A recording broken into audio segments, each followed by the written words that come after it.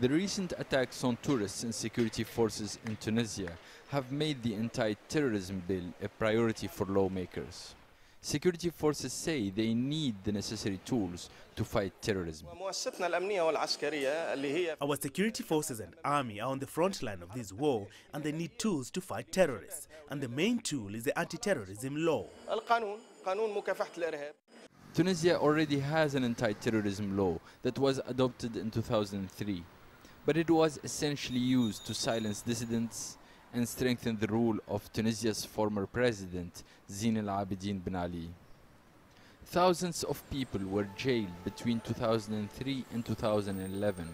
Many didn't receive a fair trial, and some were tortured in custody.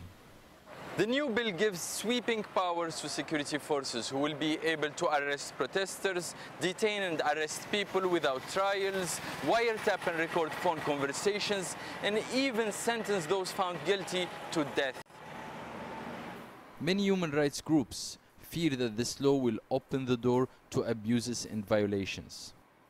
Human Rights Watch says this law could criminalize journalists, whistleblowers, human rights defenders, and those who criticize the police.